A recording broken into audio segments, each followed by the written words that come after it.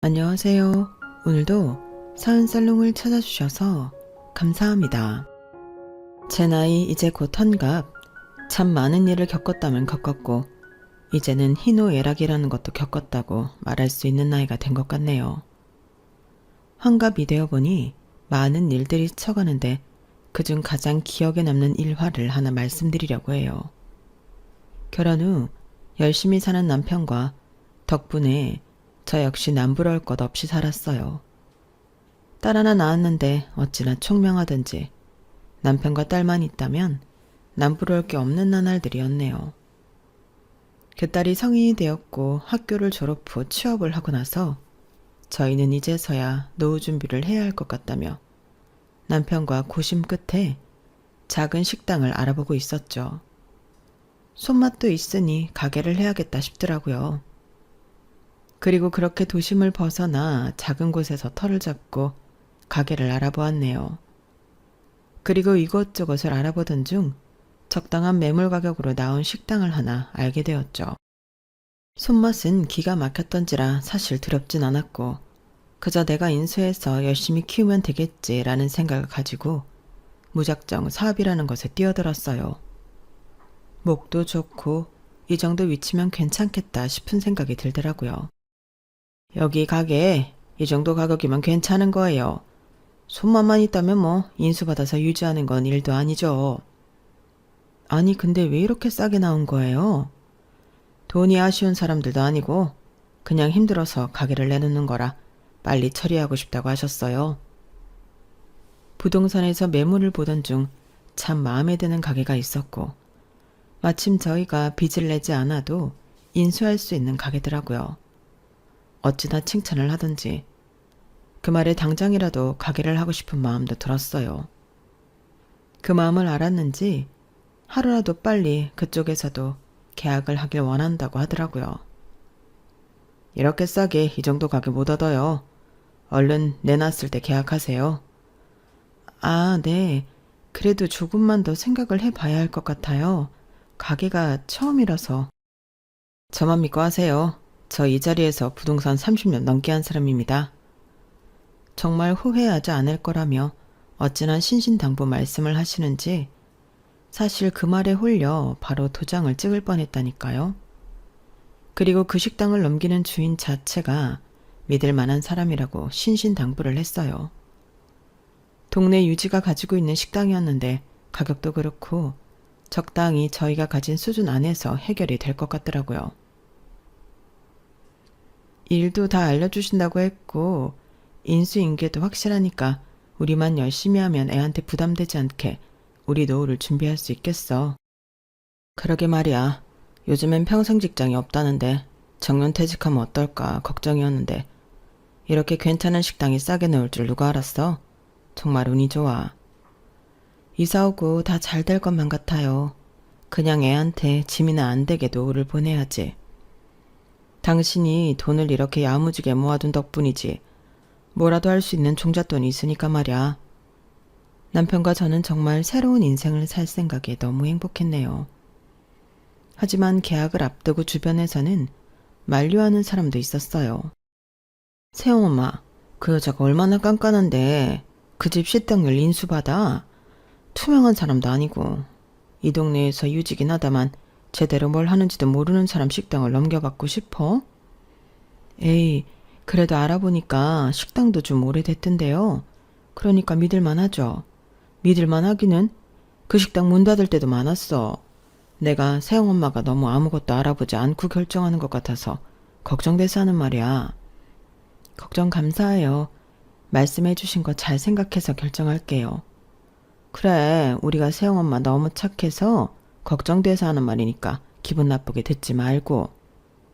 그렇게 주변 만류에도 정말 열심히 알아보았고 그래서 계약까지 하려고 했네요. 하지만 제가 인수하려고 했던 식당은 알고 보니 중국산 김치를 국산 김치라고 속여 팔아 문을 닫았다는 소문까지 제 귀에 들어오게 되었죠. 아무래도 첫 장사인데 그런 이슈가 있던 가게는 좀 아닌 것 같아요. 이미지도 있고 다른 데서 시작하더라도 깨끗하게 시작하고 싶어. 당신이 그렇다면 그런 거지.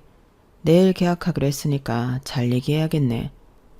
음식 장사라는 게 정말 중요한 장사라는 걸 알았기에 그 가게는 포기해야겠다고 생각을 했고, 왜 이렇게 목이 좋은 곳에 싸게 나왔는지 그때서야 깨닫게 되었네요. 그리고 계약을 하기로 한 날 자초지종을 설명하며 제 이야기를 했어요. 어차피 계약을 하기로는 했지만 더 이야기를 나눈 뒤 진행하기로 했던 거라 사실 그렇게 상대방이 화를 낼 줄은 몰랐네요. 아무래도 구두 약속도 약속이지만 저 역시 큰 돈을 투자하는 것이었기에 그런 이미지를 가진 식당을 인수할 순 없었죠. 죄송합니다. 음식 장사가 사실 신뢰가 얼마나 중요한데 이런 이미지가 있는 식당은 제가 인수할 자신이 없어요. 아니 뭐예요? 난 그쪽 말만 듣고 우리 가게 웃돈 얹어서 팔려고 했던 사람들도 다 마다했는데 이제 와서 못한다고 하면 어쩌자는 거예요? 죄송합니다. 그래도 처음부터 그쪽도 사실대로 얘기는 안 해주셨잖아요. 아니 솔직히 모든 식당 다 이렇게 장사해요? 뭘 별것도 아닌 걸로 유난이야. 내가 이 동네에서 그래도 콧방귀 좀 끼는데 날 못 믿는단 말이에요? 갑자기 당황스럽겠지만 저희가 계약을 한 것도 아니고 그냥 단순히 알아보기만 했던 거였잖아요. 물론 제가 긍정적으로 인수할 생각이었지만 이렇게 말이 많은 식당인 줄 몰랐어요. 저는 평생을 장사했던 사람도 아니고 이제 막 시작인데 시작을 이렇게 할 수가 없어서요. 죄송해요. 나 진짜 어쩜 이렇게 뻔뻔한지. 당신 이러고도 이 동네에서 살 수 있을 것 같아? 내가 누군지 몰라서 이래? 당신 같은 사람을 내가 만나주는 사람이 아니라고. 그저 식당 때문에 몇 번 호의를 베풀어 주니까 이리 뒤통수를 쳐? 어디 이 동네에서 얼마나 잘 사나 보자. 아니 왜 그렇게 악담을 하시나요? 계약을 엎은 것도 아닌데 결정은 제 마음이잖아요. 그 결정을 후회하게 해주는 건 내 몫이지. 저희가 식당 김치 사건으로 계약을 하지 않겠다고 하자 식당 주인은 저에게 막말을 하였고 그 모습을 보니 식당을 인수하지 않길 잘했다는 생각이 들더군요. 여보 잘했어. 어차피 그런 식당 인수해봐야 우리만 손해지. 차라리 시간이 걸리더라도 안전한 다른 일을 찾아보는 게 나을 것 같아. 남편 또한 저에게 잘 결정했다며 저를 토닥여 주었죠. 하지만 그 사건으로 인해 동네에서 저를 이상한 여자로 만들어놨더라고요. 아니 그렇게 안 봤는데 거래 다 해놓고 뒤통수 쳤다고 하던데?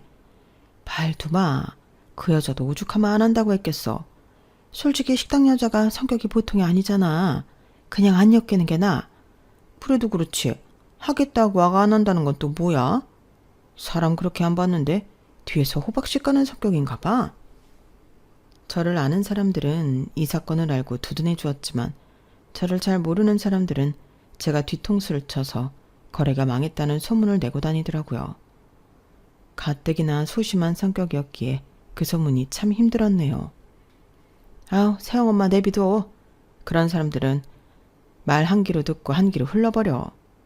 솔직히 여기서 그 여자한테 찍혀서 뭐 한 소리 안 들은 여자가 있는 줄 알아? 아주 보통 내기가 아니라니까. 애초에 엮이지 않기를 잘했어.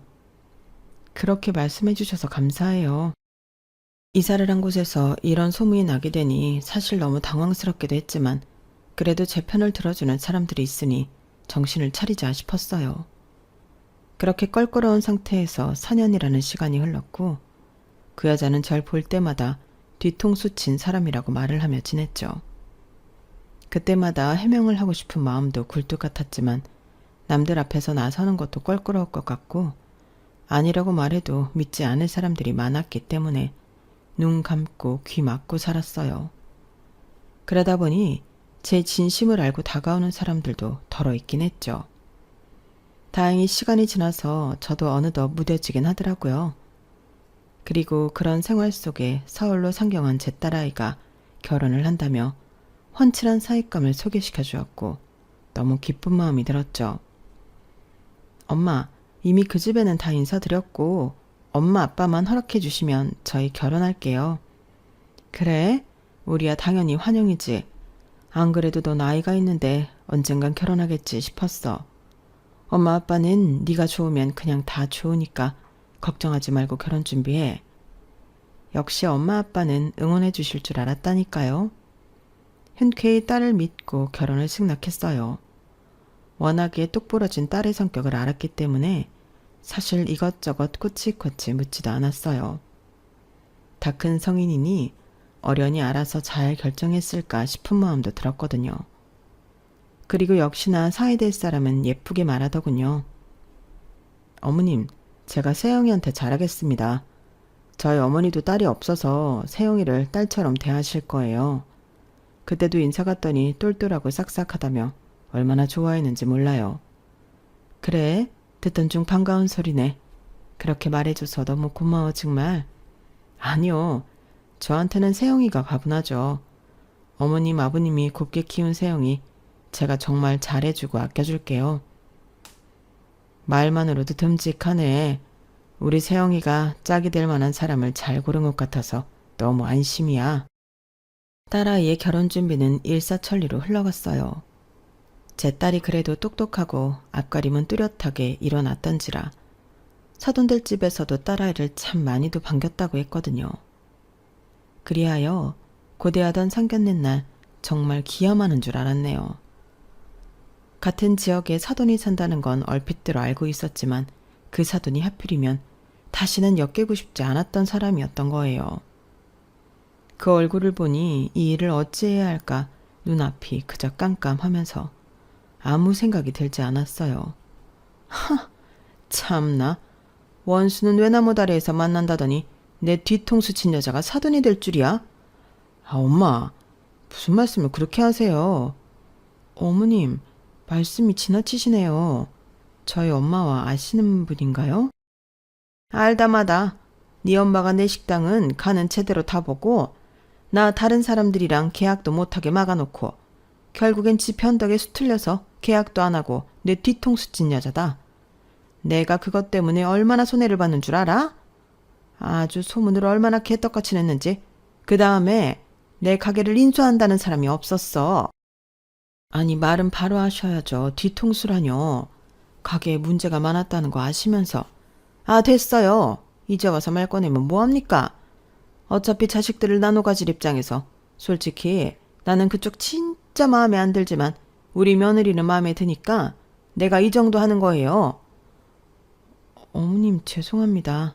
얘는 네가 왜 죄송하니? 죄송할 사람은 따로 있는데 말이야. 너무 황당했고 이 결혼을 시켜야 하나 싶었지만 딸아이의 어쩔 줄 몰라 하는 표정을 보니 참아야겠다 싶었어요.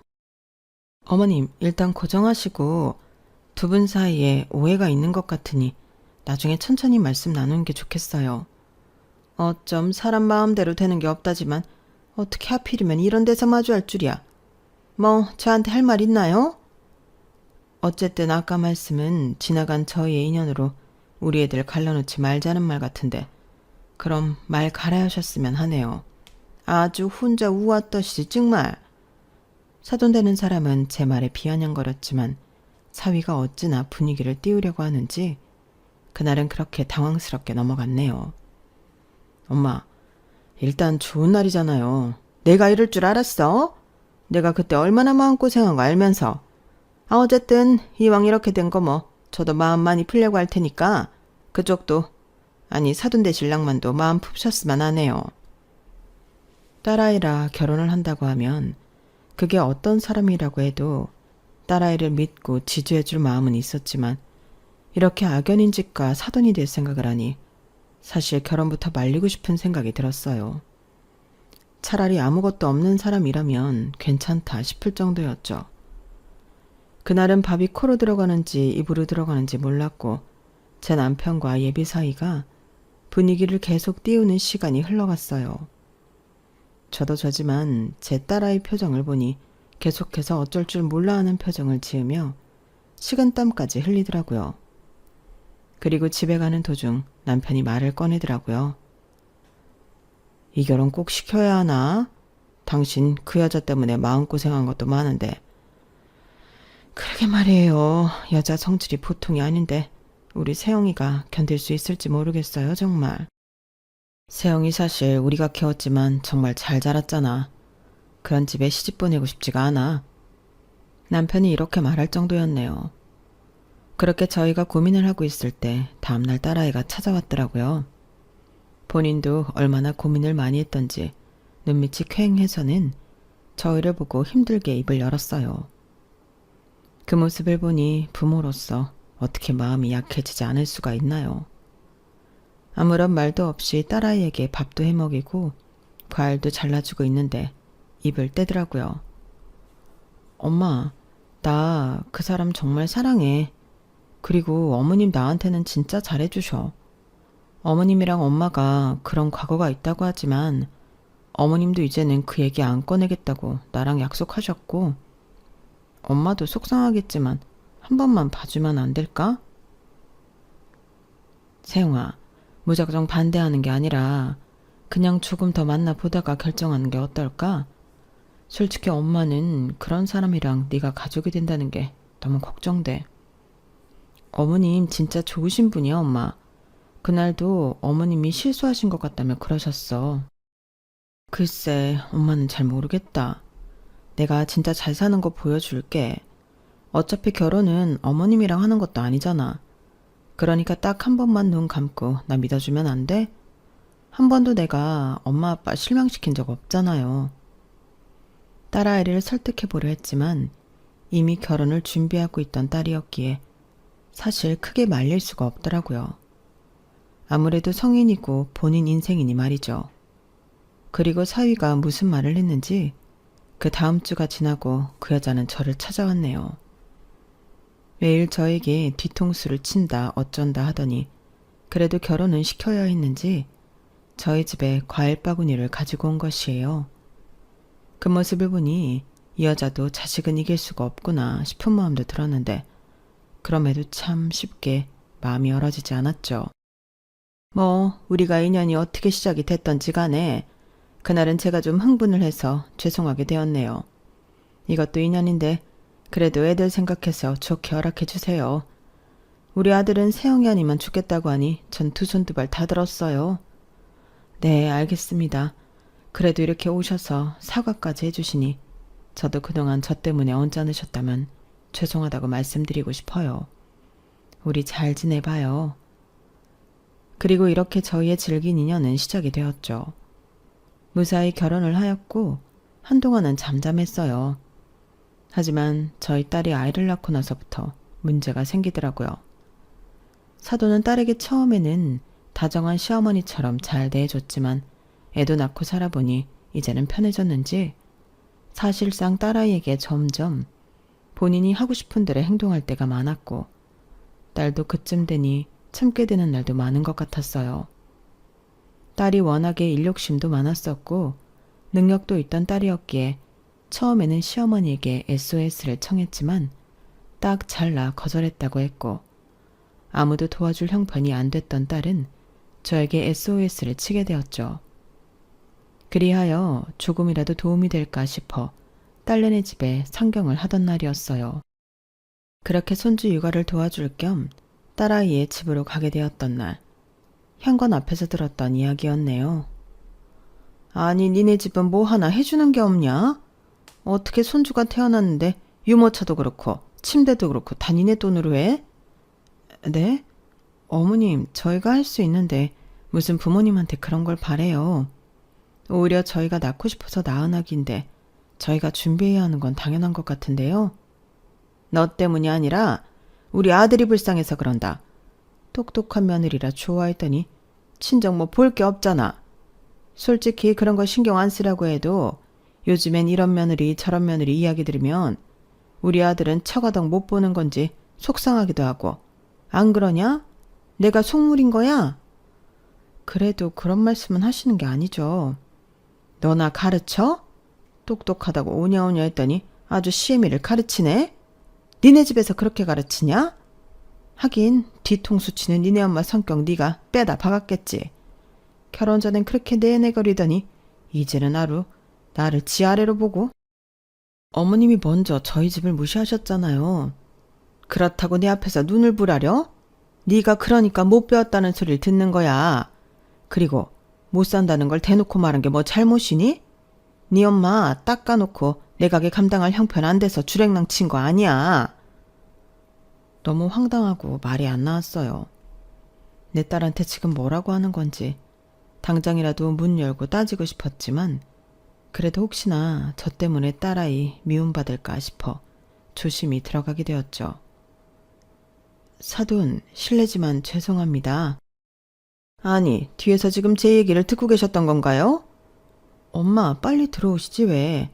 아니야, 지금 왔어. 사돈이 와 계시길래 반가워서 들어온 거야. 오랜만이네요. 네, 뭐 하긴 뭐라도 해주실 게 없으면 몸으로 때우는 게 정확하긴 하죠. 어머님, 제발 말 조심하세요. 내가 틀린 말 했니? 전 가볼게요. 손발이 부들부들 떨렸지만 딸아이 때문에 참았고 너무 미안했어요. 미안해, 엄마가 빨리 주려고 했는데 적금 나오는 날짜가 지금이어서. 자, 여기 있다. 엄마, 이런 거 안 주셔도 되는데. 아니야, 내가 우리 손녀 태어났는데 아무것도 안 할까봐? 이거 네가 두고두고 쓰던지 아니면 필요한 거 있으면 사든지 해. 전 그렇게 준비한 돈 500만 원을 꺼냈어요. 딸아이는 저에게 너무 미안해 하더라고요. 엄마, 미안해. 뭐가 미안하냐? 엄마가 이 정도는 해줄 수 있어. 그러니까 뭐 필요한 거 있으면 엄마 눈치 보지 말고 얘기해. 우리가 할 수 있으니까 그렇지.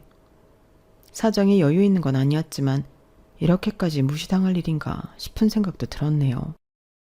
하지만 시집 보낸 딸이 그저 잘 살길 바라는 마음으로 정말 아무 소리 하지 않았죠. 그래서였을까요?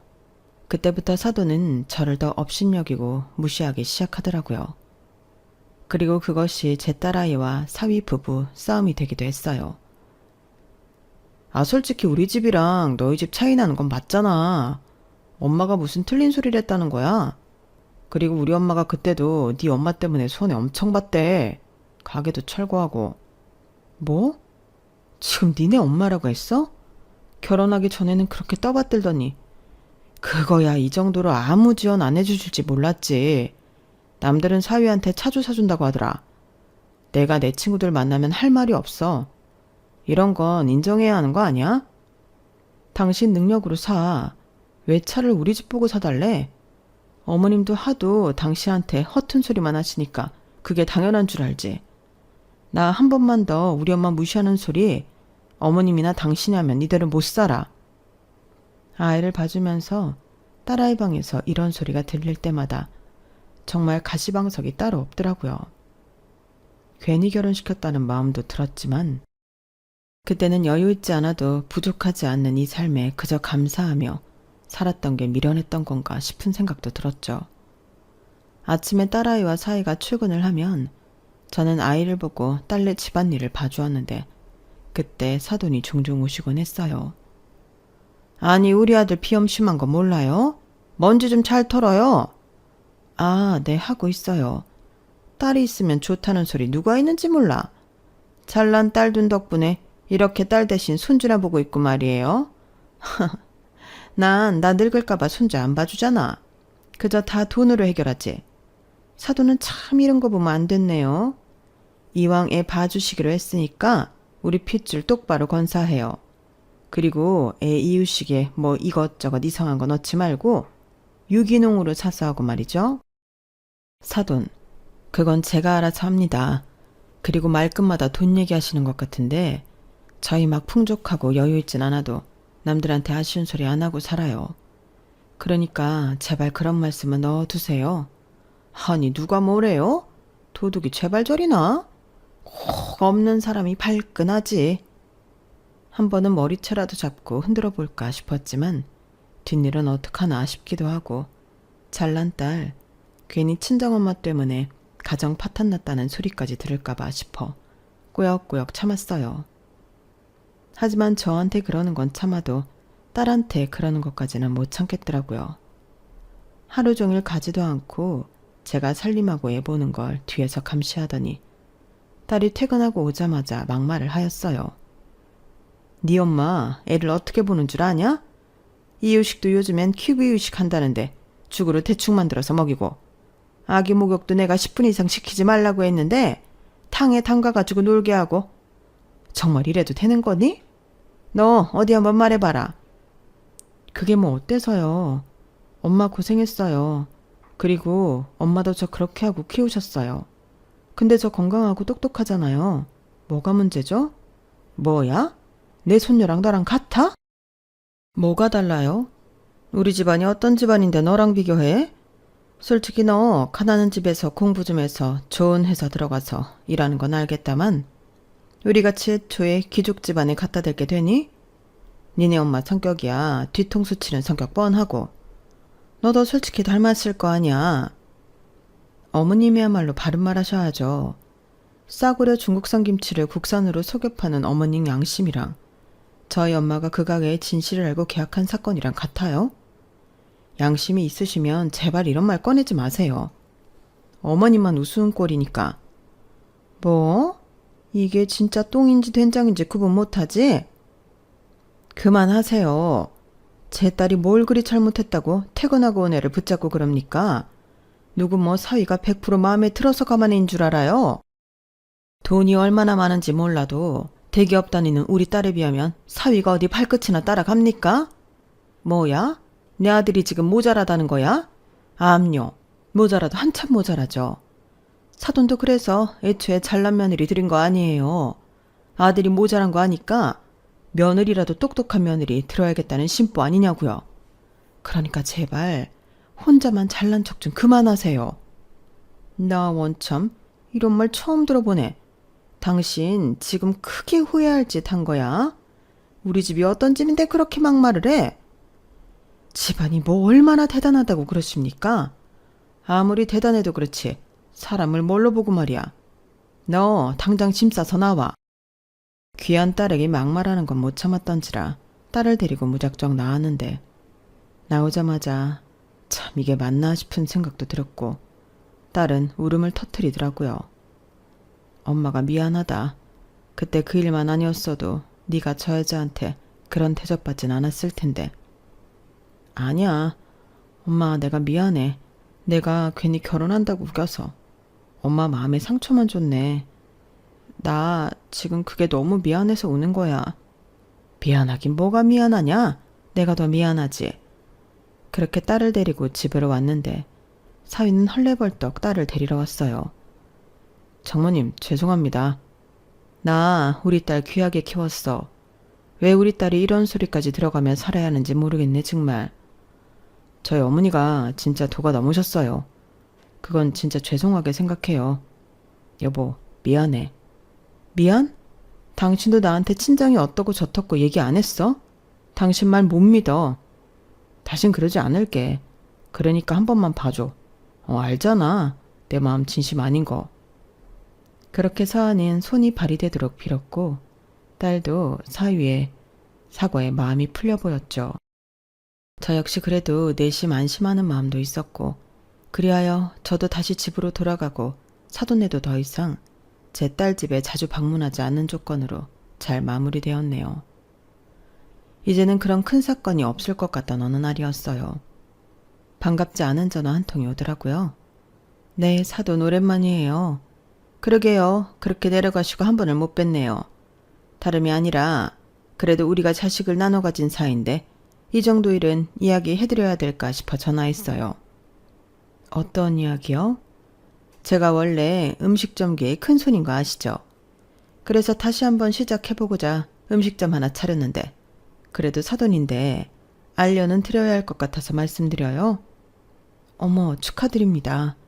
축하만 하실 거예요? 우리 뭐 이렇게 된 거 이제는 잘 지내야죠. 저도 다시 시작했고 이제 사돈이랑 있었던 일 다 없었던 일로 할 거니까 개업식 때 오셔서 축하해 주세요. 네 알겠습니다. 기대할게요. 원래도 음식점을 했던 사돈이었기에 사실 음식점을 다시 한다는 건 이상한 일이 아니었어요. 그랬기에 당연히 아무렇지 않게 이 기회로 그간 묵혔던 감정도 서로 내리고 좋게 지내보자라는 생각이 들기도 했네요. 딸아이가 사위와 잘 지내기로 한 이상 저 역시 좋은 마음을 갖고 싶었거든요. 그래도 개업한다고 이렇게 연락이 왔네요. 사돈도 내심 이제 앙금을 풀고 잘 지내고 싶은가 봐요. 그러겠지. 애들이 사내 못 사내 하는 거 보니까 당신이라도 잘 지내야겠다고 생각했을 거야. 그러니까 당신도 묵은 감정 다 풀고 애들만 생각해. 그래야죠. 그래도 개업하신다는데 화환이랑 축하금 준비해서 갈까 봐요. 그래야지. 남편과도 의논을 하고 좋은 마음을 가지려고도 노력했어요. 그렇게 사돈의 식당 개업일이 되었고 저흰 제일 빠르게 발송되는 화환을 보내고 나서야 방문을 했네요.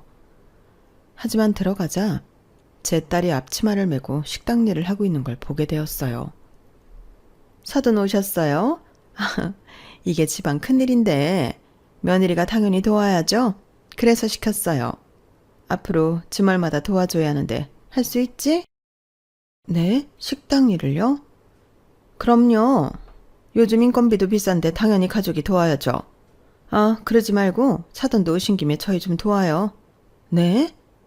당황할 새도 없이 저에게 고무장갑을 주며 설거지를 하라고 하더라고요. 제가 설마 공짜로 부리겠어요? 그 나이에 어디서 일당 5만 원을 받습니까? 얼른 들어가서 설거지 좀 해주세요.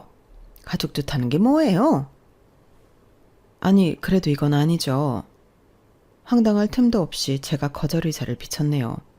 그럼 뭐 며느리 시켜야지 뵐 수 있나요? 그 말을 끝으로 저를 주방으로 밀어넣는 사돈이었고 너무 황당했지만 딸의 간절한 눈빛을 보고 있자니 어쩔 수 없이 주방에 들어가 설거지를 하였어요. 첫 단추부터 정말 단단히 잘못 깨워졌구나 싶어 한탄스러울 지경이었네요. 그리고 그렇게 울며 겨자 먹기로 12시간을 일하고 나서였어요. 어느덧 영업시간은 끝이 났고 사돈은 얄밉게 한 소리 하더라고요. 여기 5만 원. 솔직히 가족이라 공짜로 해줄 수도 있지만 어디 정이 그래요? 내가 그래도 돈 좀 넣었어요. 그래도 그 나이에 이렇게 돈 버니까 좋죠? 사돈도 식당 하고 싶어서 제 가게 인수하려 했던 거잖아요. 연습 삼아 슬슬 앞으로 가게에 나와서 저한테 일 좀 배우고 용돈벌이나 하세요. 참. 정말 할 말이 없어서 입을 다물게 되었네요. 그리고 딸아이는 결심했다는 저를 데리고 집으로 가더라고요. 그날 많은 이야기를 하고 싶었지만 다리가 퉁퉁 붓고 너무 힘이 들어 바로 떡 쉬신 후 잠이 들었는데 다음 날 딸이 통쾌하게 거실에서 웃고 있는 거예요. 너 괜찮아? 무슨 일 있어? 김서방은 어쩌고 이렇게 집에 와 있는 거야? 김서방은 무슨? 엄마, 나 이혼할 거야. 뭐? 그리고 나 절대 가만 안 있어. 이거 봐. 딸이 보여준 내역은 가게 곳곳에서 보인 위생관리가 엉망인 사진들이었고 그 사진을 모두 보건소에 제보하고 있던 모습들이었어요. 엄마, 내가 왜 어제 엄마가 그렇게 고생하는 거 보고 가만히 있었는 줄 알아? 이러려고 가만히 있었던 거야. 우리 집 무시하는 거 나 절대 못 참지. 한 번은 넘어갔지만 두 번은 못 참아. 어머님이 그러시더라. 김서방이 나한테 무릎 꿇고 싹싹 빈 날 절대 가만 안 있을 거라고 말이야. 딸이 해준 얘기는 가관이더라고요. 결혼 전부터 저희 집을 업신여기던 사돈은 본인 아들이 제 딸에게 다시는 안 그러겠다고 싹싹 비는 모습을 보이자 화를 참지 못했고 딸이 없는 줄 알고 아들에게 더 큰 치욕을 줄 거라며 막말을 했다고 했어요. 네가 뭘 잘못했다고 걔한테 빌어빌기는 이혼하자고 하면 하면 될 것이지. 엄마는 왜 내 가정을 파탄내려고 해요? 솔직히 장모님이 뭔 잘못이 있다고 엄마가 식당에서 원산지 속이고 판매한 게 잘못인 거지. 그러니까 제발 우리 가정 그만 좀 파탄내요. 뭐? 우리 집안이 귀족집인데 그깟 버러지 집안 딸한테 벌벌 기어야 해? 그리고 원산지 그까짓 거 속인 게 뭘 그리 잘못했다고. 내가 남기려던 식당까지 철거하게 만드냐고. 나 절대 안 참아. 넌 가만히 있어. 그 여자 코를 납작하게 할 테니까. 사돈은 작정하고 저 개업식에 초대했고 제 딸 앞에서 저에게 치욕을 준 것이에요. 그리고 똑똑했던 딸은 그걸 참는 듯 하였지만 이렇게 뒤에서 큰 그림을 그리고 있었죠. 정말 이 모든 걸 보고 나니 저 역시 웃음이 절로 나오더라고요. 딸은 이를 갈며 시어머니가 시킨 식당 일을 아무런 불평 없이 했으며 그 식당 일을 하는 와중 역시나 원산지를 속인 것들과 위생 상태가 엉망인 곳들을 찾아 싹 다 사진을 찍어두었어요. 심지어 불법 체류자를 쓴 종업원들까지 싹 다 고발을 하였던 거죠. 동네 유지였던 사돈네 가게는 그렇게 개업한 지 10일도 안 돼서 보건위생 단속에 걸려 가게는 문을 닫아야 했고, 이런 일이 한두 번이 아니었기에 사돈은 결국 경찰 조사까지 받게 되었네요. 일이 이렇게 되자 사위는 난리를 떨어댔어요. 너 어떻게 우리 엄마한테 이렇게 가혹할 수가 있어? 어? 그래도 엄마인데 나랑 이혼할 생각은 아니지? 아니, 너랑 이혼할 거야. 그동안 네 엄마가 우리 엄마 무시하고 막말할 때 솔직히 너도 동조했잖아. 이제 와서 이혼한다고 울고불고 난리치니. 그때 빌었지? 이미 늦었어. 난 그때부터 너랑 이혼 준비를 차근차근 했거든. 아이도 데려와야 하고 더 확실하게 하고 싶었기 때문에 참았던 거야. 근데 역시나 네 엄마는 네가 나한테 빌었다고 하니까 바로 우리 엄마 엿먹을 생각부터 하더라. 나 그렇게 바보 아니야. 우리 엄마 아빠가 공들여 키웠는데 내가 왜 이러고 살겠어. 그러니까 이제 넌 잘난 네 귀족 집안 건사하고 살아. 장모님, 뭐라고 말 좀 해주세요. 이건 아니잖아요. 우리 딸도 있는데. 아니, 나도 이제 이렇게 벌벌 기고는 안 살아. 우리 딸 앞날 내가 더 빛나게 해줄 거니까. 그렇게 저에게 일당이라고 5만 원을 던진 사돈의 대가는 정말 가혹했고, 이번이 첫 번째가 아니었기 때문에 큰 벌금을 받게 되었어요. 그리고 사돈네 가게가 문을 닫고 들려오는 소식이 더 가관이었어요. 맨날 돈 자랑을 하던 사돈네 집은 알고 보니 빚이 수억이었고 매달 빚을 돌려막기 하며 살아가고 있었던 거예요. 겉으로는 번지르르 꾸미고 살았지만 속 알맹이는 아무것도 없는 집안이었던 거죠. 그래서 그렇게 모든 사람들한테 들키지 않으려고 센 척을 하며 살았나 싶기도 한 게, 사돈의 모든 것들은 다 거짓이었어요. 사돈의 거짓말에 돈을 꿔준 사람들도 이미 한 트럭이 넘었거든요. 그리고 무리해서 100평 가게를 개업한 사돈네 가게는 있는 돈 없는 돈을 끌어다가 만든 가게였고 투자까지 거액을 받아 시작한 가게였더라고요. 사돈, 제발 우리 며느리 좀 설득해 주세요. 네? 이혼한다고 그러잖아요, 지금. 이 시엠이 콩밥을 먹인다는데 말이 되는 소리예요? 내가 이 지역에서 콧방귀나 끼는 사람인데 이건 아니잖아요. 콧방귀 같은 소리 하네 진짜. 애초에 모든 게 거짓이었던 사람들 우리가 용서할 것 같아? 그리고 사람 먹는 걸로 그렇게 장난치면 좋아? 그게 가장 큰 죄라고. 알겠어요. 다 알겠으니까 제 말 좀 들어보고 진정 좀 하세요. 그렇다고 이건 아니잖아요. 그리고 우리 아들이 이혼하면 이제 어떻게 살라고 그러는 거예요? 며느리가 대기업에 월급이 한두 푼이 아닌데 지금 그걸 다 포기하라는 거예요? 그렇게 귀족 집안이라고 노래를 불렀으면서 이제 와서 이혼이 아쉽나요? 당신이 주둥이 놀린 대로 흘러가는 거니까. 그리고 남은 인생 반성하고 살아요. 사돈은 절규했고 그렇게 제 딸은 이혼 소송을 준비했어요. 끝까지 이혼을 하지 않겠다는 사위 때문에 말이죠. 이렇게 지저분하게 끝내지 말자. 그래도 한때 같이 살았는데. 난 그래도 당신이 우리 집안만 욕보이지 않았다면 이렇게까지 하진 않았을 거야. 하지만 당신은 나중에는 어머님과 한통속으로 우리 집을 멸시하고 무시했지. 그러니까 당신이 하는 행동 대가 다 치르는 거야. 제발 세영아, 이러지 마. 우리 딸이 불쌍하지도 않아? 불쌍하니까 이혼하지. 당신같이 한 입으로 두말하는 사람을 아빠로 여겨갈 수 없잖아. 그리고 어머님이랑 다신 엮이고 싶지도 않아. 우리 집을 얼마나 무시했으면 본인이 개업한 가게에 우리 엄마 보고 설거지를 하라고 해. 진짜 지나가던 개들이 놀랄 소리지. 이거 솔직히 TV에 나올 일이야. 그건 내가 미안해. 장모님이 가게 같은 거 하시고 싶어 했으니까 엄마는 좋은 뜻으로 그런 건데 좋은 뜻으로 그런 거라고? 그래서 5만 원 던지면서 조롱했니? 나 당신이 아무리 말해도 절대 용서 안 되고 당신 엄마 이해 못해. 그러니까 법대로 하자. 우리 혼인 파탄은 다 당신네 가족 때문이니까. 사위는 빌었지만 딸은 절대 받아들여주지 않았고 결국 둘은 이혼 소송을 했어요. 다행인 건 능력이 좋았던 딸이었기에 친권과 양육권을 가지고 올 수 있었고, 매번 시어머니에게 들은 폭언이 이혼의 귀책 사유가 되어 이혼도 쉽사리 결정이 되었죠. 그리고 사돈은 이 지역에서 이제는 입만 열면 뻥쟁이에 한 번도 아니고 2번이나 음식 가지고 장난을 친 아주 나쁜 사람이 되었어요. 내가 그럴 줄 알았어. 그때도 원산지 속에 팔더니 이제는 아주 위생이 엉망이었다며? 아니, 그날 간 사람들 배탈이나 안 났으면 몰라. 아주 싼 재료만 사다가 그렇게 비싸게 팔아놓고 반찬들도 다 재활용했대. 진짜 미친 거 아니야? 어떻게 먹을 걸로 사람이 그러냐. 아주 천벌을 받아야지. 내 말이 그때도 왜 새형네가 뒤통수 친 게 아니라 애초에 가게 팔 때 저런 말도 없이 포장만 잔뜩 해가지고 팔려고 했던 거였대. 외지 사람이라 몰랐지 뭐야. 이제서야 우리가 새형네한테 오해를 푸네. 어쨌든 아주 꼴보기 싫었는데 잘 됐어. 이제는 다시 이 동네에서 절대 가게 같은 거 내지도 못하게 해야지. 가게 이제 못 낼걸? 아마 돈도 없이 이제 길거리에 나앉게 생겼대. 그렇게 사돈은 동네 유지에서 모든 돈과 가게를 잃은 빚쟁이 아줌마가 되었어요.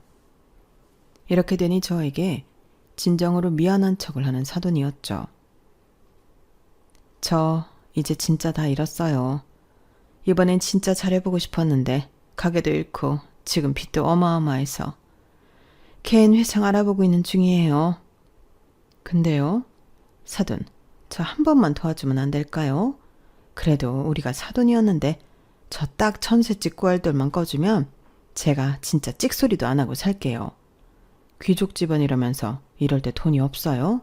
알잖아요. 저 투자도 무리하게 하고 가게도 한번 망했던지라 다 빚이었던 거. 제발요. 그러게 진실되게 살았어야죠. 사람들이 먹는 걸 가지고 그렇게 못되게 구니 이렇게 벌을 받는 거예요. 남들한테 속인 만큼 본인이 한 죄 달게 받고 알아서 희생을 하든지 파산을 하든지 하세요. 그래도 한 번만요. 네? 제가 무릎이라도 꿇고 빌게요. 제 인생 이렇게 끝날 수는 없다고요. 그러게 거짓된 삶을 살지 마셨어야죠. 제가 다 반성합니다. 그러니까 한 번만. 아니요. 앞으로 두고두고 더 반성하세요. 그렇게 사돈은 절규했네요. 그리고 저희는 동네를 떠나 원래 살던 동네에 작은 아파트를 얻었고 딸과 합가를 하였어요. 생각해보니 그 동네에서는 참 좋은 일보다는 항상 마음이 무거웠던 일만 있었거든요. 딸은 열심히 일을 하고 저는 열심히 딸을 위해 손녀를 봐주었네요. 그런 일이 있었지만 그래도 속은 뻥 뚫린 기분이었어요.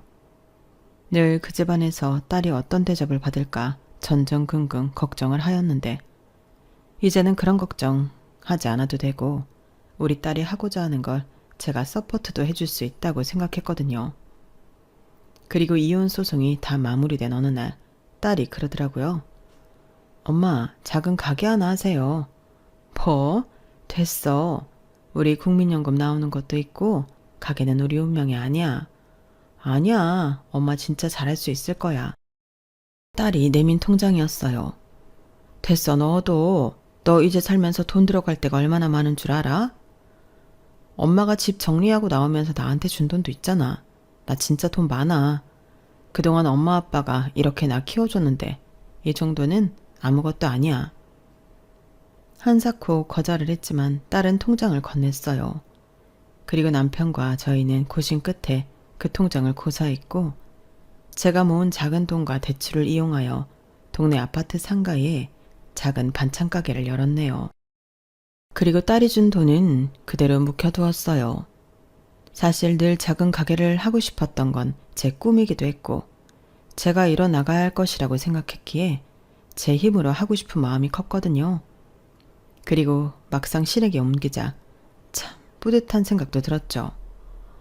엄마, 이걸로 하시라니까. 맡아두고 있을게. 마음만으로도 고마워, 우리 딸. 딸은 이혼했지만 정말 씩씩하게 살아갔고 저희 역시 손녀에게 최선을 다하고 있어요. 그 덕분에 손녀는 정말 밝게 자라고 있고 운이 좋았던 덕분인지 반찬 가게는 동네에서 소문이 나서 눈코 뜰 수 없는 바쁜 하루를 지내고 있죠. 주말에는 딸과 손녀와 함께 온전히 시간을 보내고 평일이면 손녀의 픽업과 제 가게를 운영하는데 참 행복하다 싶네요. 당신이 그래도 이렇게 늦게나마 활력도 찾고 그 좋아하는 음식 만드는 일을 하게 되어서 보기가 좋네. 당신 덕분이에요. 당신이 그래도 나 바쁠 때 애기도 많이 봐주고 하잖아. 고마워요. 고맙긴. 평생 자기가 내 뒷바라지 했으니 이제는 내가 뒷바라지 해야지. 집안일은 걱정 말고 당신은 당신 하고 싶은 거 해요. 당신이 나를 평생 내조한 만큼 나도 당신 같지 않겠지만 나름 최선을 다할 테니까. 늦게나마 당신 가게 차려서 이렇게 열심히 일하는 거 축하해. 남편은 늦게나마 가게를 시작한 저를 참 많이도 응원해 주었고 가족들의 응원 덕분인지 진짜로 힘이 되더라고요. 그리고 제 이름을 걸고 하는 반찬 가게라서 그런지 정말 깨끗하고 사람들이 먹을 수 있는 먹거리를 만들고 있어요. 한 번은 딸에게 이혼을 해서 마음이 안 좋지 않냐고 하니 이렇게 말해주더라고요. 엄마, 난 인생을 배웠어. 그리고 우리 딸이 있으니 너무 행복해. 그리고 더욱 열심히 살 동기부여가 되기도 했고 그러니까 내 걱정은 말아요. 걱정을 시키지 않으려고 한 말이겠지만 늘 씩씩한 딸이었기에 지금도 잘 믿고 있어요. 그리고 제가 할 일은 그런 딸에게 짐이 되지 않고 딸이 힘들 때 뒤돌아볼 수 있는 작은 언덕이 되고자 하는 거예요. 나이가 이 정도 되니 이렇게 글을 쓰며 제 이야기를 공유할 수도 있네요. 여러분들 제 이야기 들어주셔서 감사드리고 한 번뿐인 인생 늦더라도 꼭 하고 싶은 건 이루시길 바랄게요. 감사합니다. 여러분, 사연 댓글에 응원과 현명한 조언 부탁드려요. 좋아요와 구독은 저에게 큰 힘이 됩니다. 오늘도 좋은 일 가득하세요.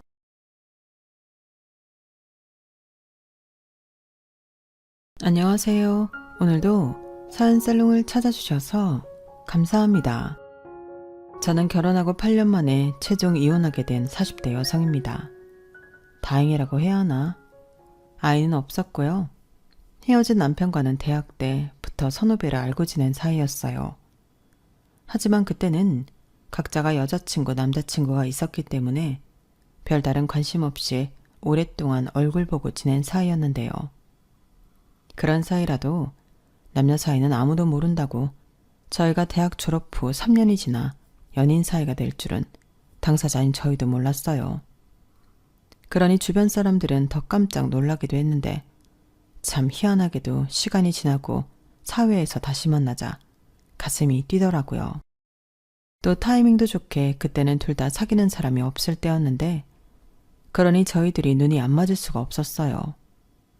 그리고 제 친구 남편 친구가 저희 사이를 아는 건 시간 문제였는데 아무튼 그렇게 저희는 결혼 전부터 대학 동창 동기들 사이에서 유명한 커플이 되었어요.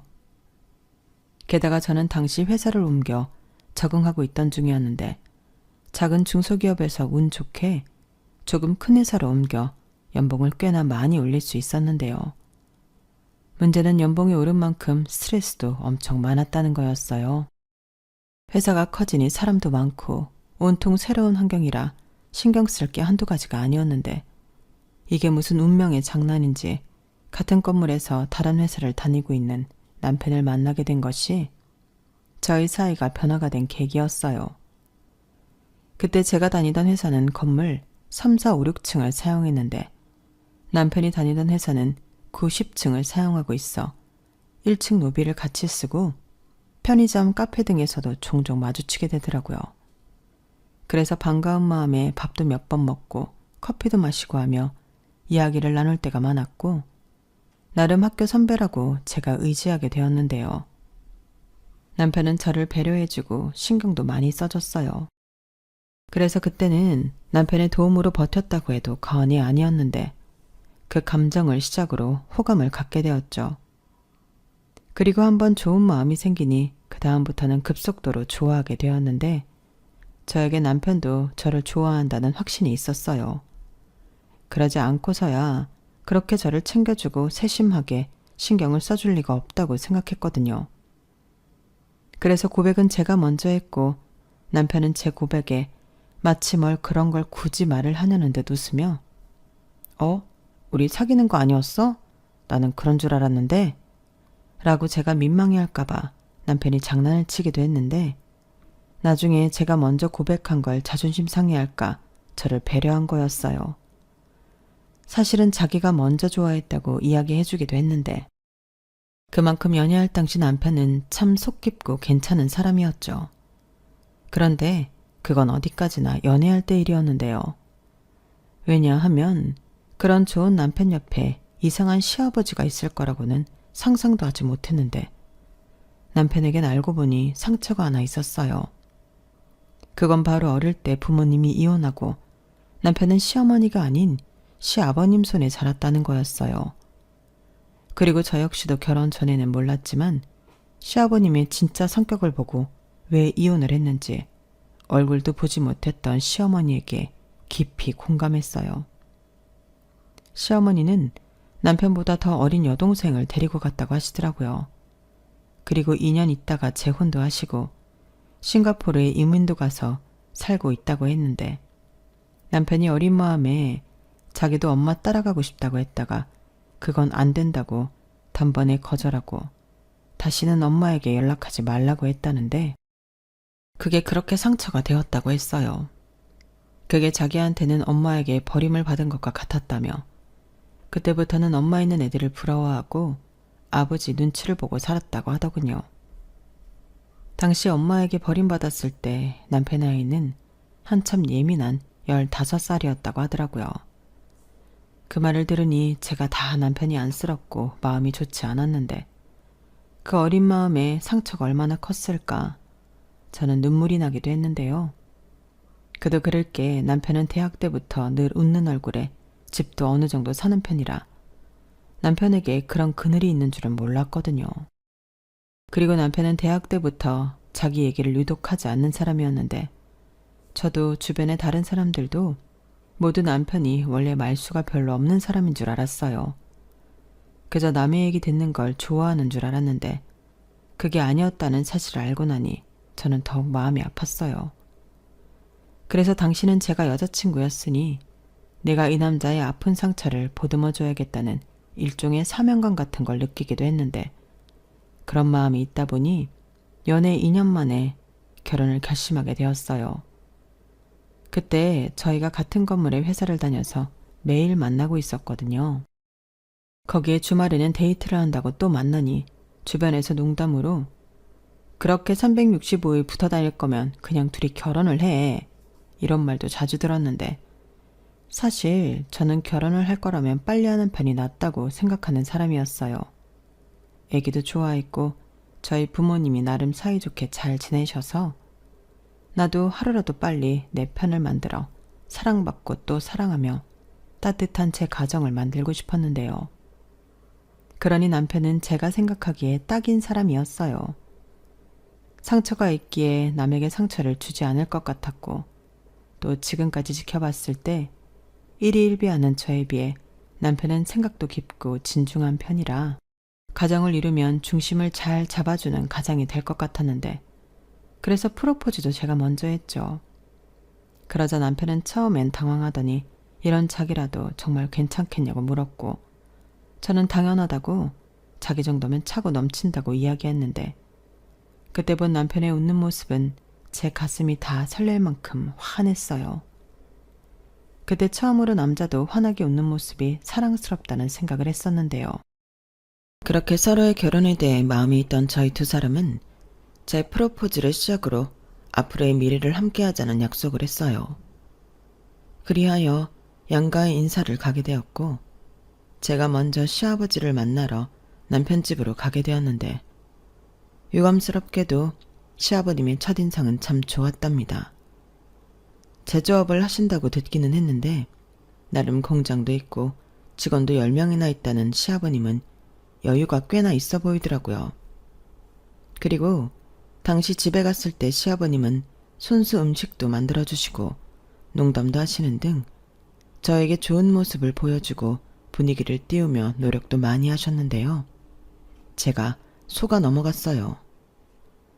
진짜 나는 우리 아들하고 결혼만 해준다면 세상의 모든 금은 부하를 우리 며느리한테 줄 거야. 우리는 집에 남자 둘만 사니까 집을 아무리 치워도 칙칙해. 집은 그래도 여자 손을 좀 타야 깔끔하고 보기도 좋은데 말이지. 아, 그렇다고 둘이 결혼해서 같이 살자는 건 절대 아니니까 오해는 하지 말고. 나는 그저 우리 은정양이 내 며느리가 됐으면 좋겠다는 거지. 존재만으로도 우리 집이 아주 환해질 것 같거든. 지금도 은정양 주변에 그 뭐냐, 그래, 아우라가 있어. 아유, 눈부셔라. 이렇게 저를 한껏 떼어주시더라고요. 그땐 솔직히 당황스럽긴 했지만 싫진 않았는데 남편은 자기 아버지가 원래 좀 실없는 농담을 자주 하는 편이라며 멋쩍게 웃었어요. 저는 그 모습이 싫어하는 사람한테 하는 모습처럼은 보이지 않았는데 내심 상처가 있다는 사람 치고는 아버지랑 사이는 걱정했던 것과 달리 괜찮은가 보다 라고 다행이라고 생각했죠. 그렇게 예비 시아버지가 저를 예뻐해 주시고 하루라도 빨리 당신 며느리가 되어 달라고 하시니 저도 좋은 마음을 가지게 되었는데요. 그냥 단순한 마음으로 제가 그 집에 시집을 가면 이 두 남자의 사랑을 받고 제가 그들을 행복하게 해줄 수도 있을 것 같았어요. 그리고 이어서 저희 집 인사를 간 남편은 긴장을 좀 하긴 했어도 저희 부모님 역시 장녀의 결혼을 바라고 있던 터라 남편을 반겨주셨는데요. 저희 집은 남동생인 아들이 있긴 했어도 남편을 보고는 큰 아들이 생긴 것 같다며 저희 부모님은 좋아하셨어요. 그렇게 저희는 양가의 축복과 환영을 받으며 결혼 준비를 시작했고 그 첫 번째인 상견례 날짜를 잡았는데 분위기는 뭐 두말하면 입이 아프도록 화기애애하고 좋았죠. 게다가 시아버님의 권유로 양가에 똑같이 1억씩 지원을 받게 되었는데 그건 솔직히 기대도 하지 않았던 거라 횡재라도 한 듯 저는 철없이 좋아했어요. 사실 결혼 준비에서 가장 중요한 게 돈이잖아요. 또한 결혼 준비를 하게 되면서 슬슬 알아본 서울의 집값은 제가 생각한 것보다도 훨씬 비쌌는데 매매는 엄두도 내지 못했죠. 그래도 전세라도 가고 싶었는데 저희가 가진 돈으로는 서울에서 집을 구하려면 월세로밖에는 되지 않을 것 같았는데 무려 2억이나 생기게 되었으니 전에 받은 전세 아파트를 갈 수 있을 것 같아 기분이 좋았죠. 그리고 저희 부모님도 사돈의 제안에 이왕이면 두 집이 공평하게 애들한테 해주는 게 뒤탈도 없고 좋을 것 같다며 흔쾌히 그러자고 하셨는데요. 그렇게 저희는 그 2억 아파트 전세 보증금으로 넣고 제가 가고 싶었던 전세 아파트에 신혼살림을 차렸어요. 비록 전세이긴 했어도 평수도 30평대였고 위치도 좋아서 만족스러웠는데 문제는 그 다음이었죠. 결혼하고 1주년을 얼마 남기지 않고 생각지도 못했던 일이 생겼는데 그건 바로 시아버님의 사업에 문제가 생겼다는 거였어요. 수금을 받아야 하는 거래처가 부도가 나면서 자금난을 겪게 되었다고 하셨는데 당신도 그 돈을 받아 결제해줘야 하는 것들이 있었으니 중간에서 부랴부랴 돈을 구해 메우고 직원들 월급은 대출 받아주고 하다 보니 빚이 눈덩이처럼 불어 이대로면 당신도 빚더미에 앉아 폐업을 해야 할지도 모른다고 하셨는데 사실 그 전부터 돈 때문에 힘들다는 말씀은 계속 하셨어요. 그래서 저 나름 용돈도 더 챙겨드리고 제가 할 수 있는 성의는 보였는데 시아버님의 속내는 그런 게 아니었죠. 결국 저희 부부를 호출하셔서 돈 얘기를 꺼내셨는데 기가 막혔어요. 나도 이런 말을 하게 되어 유감이지만 내가 니들 결혼할 때 해준 1억 돌려줘야겠다. 네? 아버님, 그래도 그건 좀 어렵죠. 그 돈 지금 저희 아파트 전세 보증금에 들어갔잖아요. 그렇다고 갑자기 지금 1억이란 돈을 구할 수도 없고 아버님 사정은 이해하는데 정말 무리예요. 뭐야? 야, 지금 내가 그 돈 없으면 망한다고 지금까지 무슨 소리를 들은 거야? 너는 내가 이 돈 때문에 이 나이에 쫄딱 망했으면 좋겠냐? 그래서 너희 집에 얹혀 살면 좋겠어? 그렇게 해주랴? 아버님, 아빠 진정해요. 누가 그렇대요? 알겠어요. 알긴 뭘 알아. 그래, 알긴 뭘 알아. 그리고 아버님 방금 저한테 야라고 하셨어요? 그래, 내가 너보다 윗사람인데 무슨 말을 못해? 그리고 내가 뭐 네 돈 달라고 했어? 내 돈 달라고. 저는 막무가내로 나오는 시아버님의 태도에 솔직히 당황해서 제대로 싸워보지도 못했어요. 그저 남편이 중간에서 자기 아버지를 말리고 저랑 합의도 하지 않았는데 알겠다고 연신하는데 뒤늦게 정신을 차리고 절대 못 드린다고 말했죠. 그러자 시아버님은 저더러 도둑심보라는 등 정말 막 나가기 시작했는데 저는 그때 시아버님의 진짜 모습을 보게 되었죠. 또 거기에 목청은 어찌나 크시던지 목소리 크면 이기는 줄 아는 옛날 사람이 딱 저희 시아버님이셨어요. 거기에 그런 자기 아버지 앞에서 쩔쩔매는 남편놈을 보고 있자니 제 속은 부글부글 끓기 시작했는데요. 당연히 집에 돌아와서 남편에게 저는 화를 참지 못하고 쏟아냈어요. 그런데 이 인간이 제가 한참을 뭐라고 쏘아대니 적반하장으로 뭘 그런 걸로 사람을 이렇게 잡냐고 화를 내기 시작했는데 그때 한번 이혼의 위기가 찾아왔죠. 어차피 돈도 뺏기고 집도 빼야 할 판이면 결혼도 무르자고 제가 홧김에 말했거든요. 그러자 남편은 언제 성질을 부렸냐는 듯 미안하다고 빌기 시작했고 자기가 열심히 벌어 그 돈 만들어주겠다는 등 지킬 생각도 없는 헛소리를 하기 시작했는데 그럼 네 아버지 문제나 해결하라고 제가 다그치니 자기는 아버지가 무서워 그건 못한다고 했어요. 그냥 우리 집 빼서 1억 주고 우리는 빌라나 작은 평수 아파트 같은 거 알아보자. 여차하면 원룸 같은 것도 있고 이렇게 말하는데 저는 처음으로 남편에게 실망했어요. 다 큰 성인 남자가 자기 아버지를 무서워한다는 건 어찌 보면 짠하게도 느껴졌지만 이제 결혼해서 지켜야 할 가족이 있고 가장인데 저런 태도를 보이다니 저는 그런 남편이 못 믿어왔는데 더욱이 시아버님의 억지 주장을 받아들여야 한다는 사실 자체가 스스로 납득이 되지 않아 힘들었어요. 아무리 결혼 전 그 1억이 시아버님 주머니에서 나온 돈이 맞지만 저희가 빌려달라고 한 것도 아니고 그때는 기분 좋게 양가 똑같이 하자고 해서 주신 돈이었는데 당신이 돈이 급하다고 그 돈을 달라뇨. 세상에 그런 법이 어딨나요? 그러니 저는 억울해 죽을 것만 같았죠. 그리고 그때 만약 시아버님의 돈이 그런 돈인 줄 알았다면 처음부터 받지 않았을 건데 거기에 대고 싸워보지도 안 하고 바로 꼬랑지를 내리는 남편을 보니 답답하고 한심하게 느껴졌어요. 하지만 그 이후 시아버님은 자기 돈 어쩌고 사람을 못살게 들들 볶기 시작했고 저도 그 1억에 노이로제에 걸릴 것 같아 그냥 주고 말자 하는 심정까지 가게 되었는데 문제는 당장 1억이라는 큰 돈을 구할 방법은 대출받는 것 말고는 없다는 거였죠. 거기에 아직 계약 기간도 남은 마당에 아파트를 빼고 싶은 마음도 없었는데요. 막말로 애라도 태어나면 아파트가 낫다는 생각이 있었거든요. 적어도 그때는 저도 낳을 거면 하루라도 빨리 애를 낳는 것이 낫다는 생각을 가지고 있었는데 그래서 하는 수 없이 염치불구하고 친정에 손을 벌렸어요. 그때를 생각하면 지금도 너무 죄송한 마음인데 정말 비빌 언덕은 부모님밖에는 없었거든요. 그렇게 저는 어렵게 돈 얘기를 친정에 꺼내게 되었고 처음 제 말을 들은 친정엄마는 많이 놀란 듯 얼굴 표정이 좋지 않았는데 당연한 일이었죠. 1억이 무슨 돈 100만 원 해달라는 것도 아닌데 많이 놀라실 수밖에 없잖아요. 게다가 결혼할 때 해준 돈을 도로 달라고 하는 사돈이라니. 저희 엄마는 무슨 그런 경우 없는 소리를 하시냐고 조금은 언짢아 하셨는데요. 제가 중간에서 너무 곤란해하자 엄마는 아빠랑 상의를 해보고 연락을 주시겠다고 하셨어요. 솔직히 그날 친정을 나와 집으로 돌아오는데 너무 죄송해서 사람들 많은 지하철에서 눈물이 나오고 말았고 저는 주변 시선이 저에게 향하고 있다는 사실을 알면서도 눈물을 그칠 수 없었는데 속으로 얼마나 이런 제 자신이 한심하고 미웠는지 몰라요. 그리고 이마저도 안 되면 싫어도 대출을 받아야겠다 생각했거든요.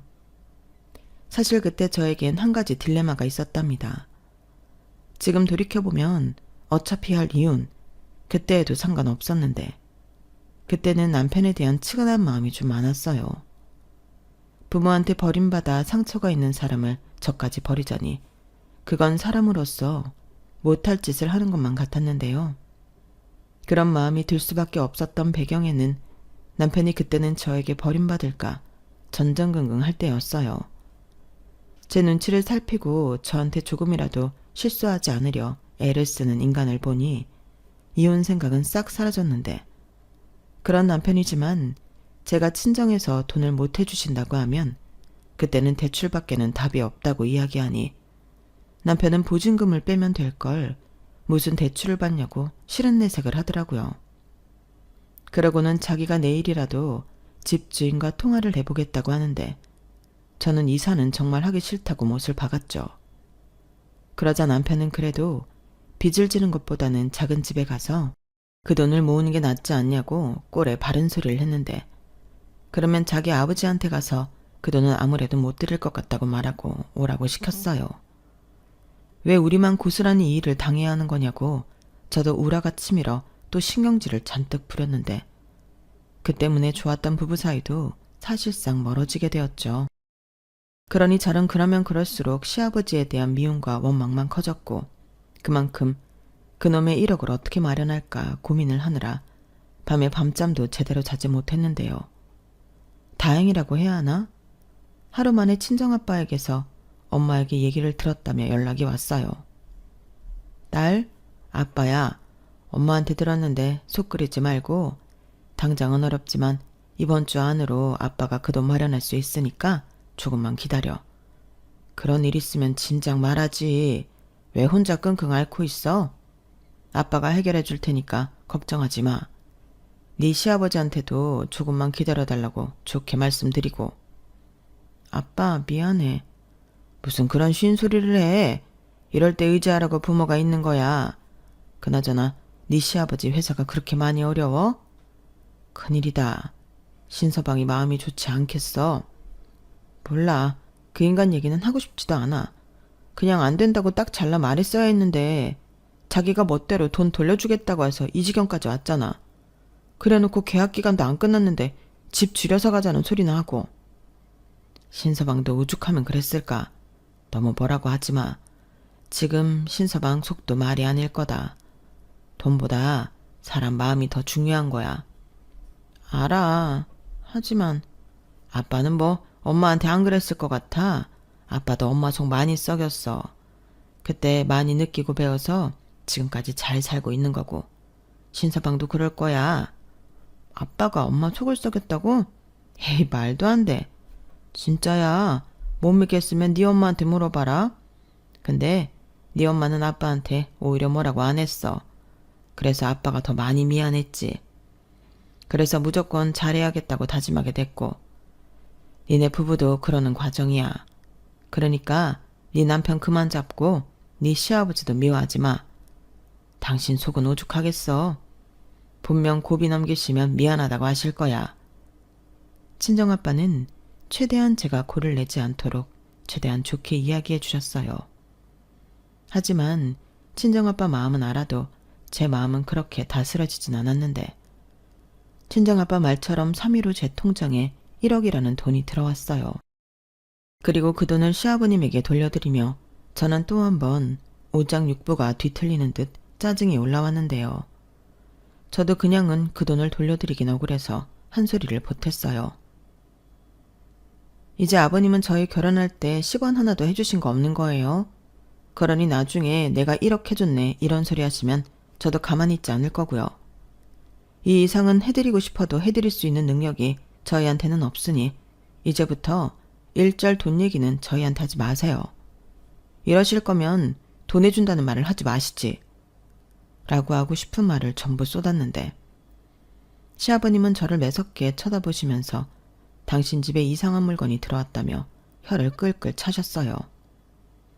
자기가 잘 돼야 우리도 좋은 건데 제가 뭣도 모르고 까분다고 불만이 이만저만이 아니시더라고요. 그리고 저는 시아버님의 그 모습에 기가 차서 어이가 없었는데, 그 후로는 당연한 소리지만 시댁의 일절 발을 끈다시피 했어요. 무슨 좋은 소리를 주고받는다고 거길 가나. 저는 갈 일이 있으면 남편만 혼자 가라고 보냈는데 남편은 또 그런 게 어딨냐고 영영 자기 집에 발끈할 거 아니면 같이 가자고 고집을 부리는 거 있죠. 그러니 당연하게 그런 일이 있으면 저희는 부부싸움을 하게 되었는데 저는 남편한테도 가기 싫으면 자기도 가지 말라고 했네요. 하지만 자기 아버지를 무서워하는 남편은 그럼 또 자기 아버지한테서 불호령이 떨어질 거라며 저더러 뭘 모른다는 듯 말했는데 왜 결혼 전에는 저런 모습을 보지 못했나 땅을 치고 후회했어요. 하지만 이미 혼인신고를 해버렸고 죽이 되든 밥이 되든 저도 시아버님 1억 사건으로 약간 이판사판이 되었는데 다행이라고 해야 하나? 회사에서 제가 맡은 일이 바빠져서 자연스럽게 신경이 일로 집중되었어요. 참고로 저는 IT 회사에 신제품 개발 연구원으로 입사했을 때부터 한가한 적이 없었는데요. 게다가 신제품이 본격적으로 출시를 앞뒀을 때는 조금이라도 문제가 있을까봐 몇 번이고 체크를 하며 막판까지 긴장의 끈을 놓을 수 없었어요. 그러니 자연스럽게 신혼이었지만 그 즈음부터는 퇴근 시간이 늦어졌고 남편과 사이도 소홀해진 가운데 집에 일찍 가봤자 불편하기만 하지 하는 생각으로 일에 몰두하는 날이 많았는데 그래서 집에는 늘 10시가 넘어 들어갔어요. 그러자 남편은 저희 늦은 귀가가 썩 마음에 들지 않았는지 시비를 걸기 시작했는데 그도 그럴 게 남편은 일반 사무직이라 거의 6시 땡 하면 일이 끝나 집에 오면 7시가 안 되었을 때가 많았거든요. 그러니 혼자 밥 먹고 혼자 시간 보내는 날이 많았을 텐데 그렇게 혼자 별의별 상상의 나래를 펼치며 시나리오를 쓰고 있었는데요. 갑자기 저한테 무슨 여자가 밤 10시에 퇴근을 하냐고 집에 오기 싫어서 놀고 들어오는 거 아니냐고 별 미친 소리를 하기 시작했어요. 그날은 유독 더 길고 힘든 하루를 보낸 터라 걸을 힘도 없는 걸 겨우 집에 온 날이었는데 남편이 저딴 소리를 하고 앉아있으니 속에서 부하가 치밀어 오르더라고요. 그런 남편의 망성을 들으며 급기야 저는 그에 비해 그 아들이라고 저놈도 별 수 없는 지밖에 모르는 이기적인 놈인가? 뭐 이런 생각까지 하게 되었는데 그때는 정말 너무 힘들어서 싸울 힘도 없어 그렇게 못 믿겠으면 어차피 회사도 같은 건물이니 내일 아침에 근무표 확인시켜주겠다고 신경질을 부리고 말았어요. 그러자 남편 놈은 그제야 아무 말도 하지 못하는 듯 꿀먹은 벙어리가 되었는데 끝내 미안하다고 사과는 하지 않았어요. 그리고 그렇게 하루 이틀 불편한 냉전의 시간이 계속되어 가는 중 감정의 골은 깊어져만 갔는데요. 저도 너무 서운하고 화가 나서 한 침대에서 도저히 잠을 잘 수가 없었어요. 그래서 거실로 베개를 가지고 나와 소파에서 잠을 자기도 했는데 정작 저를 화나게 한 남편은 아무렇지 않은 듯 넓은 침대 한가운데서 코까지 골아가며 잠을 잤어요. 오히려 거실에 나온 저만 그 코 고는 소리에 잠도 제대로 자지 못했는데 너무 약이 올랐죠. 그러면서 저는 자연스럽게 이게 전부 이기적인 시아버님 때문이라는 생각밖에는 들지 않았는데요. 그래도 그때까지는 제가 시아버님 때문에 이혼을 하게 될 줄은 몰랐어요. 그런데 저희가 살던 전세 아파트집 주인이 계약이 끝나갈 무렵 자기 아들이 결혼해서 신혼집으로 써야 할 것 같다고 자기 사정 좀 봐달라고 연락이 왔고 당연히 계약 연장이 될 줄 알았던 저는 당혹감을 감추지 못했는데 세입자가 계약 기간이 끝나가는 마당에 버틸 수 있는 재간은 없었어요. 남편이랑 상의를 해봐도 돈에 맞춰가면 되지 않냐는 성의 없는 답만 돌아왔는데 그러고는 좋은 생각이 났다는 듯 보증금을 아껴서 차를 사자고 했어요. 그때까지 저희는 차가 없긴 했는데 제 생각으로는 대중교통 잘 되어 있고 주차하기도 어려운 서울바닥에서 굳이 차를 사야 할 이유가 없었거든요. 그래서 우리가 왜 차가 필요하냐고 물으니 남편은 애처럼 왜긴 남들은 자가는 없어도 자차는 다 있어.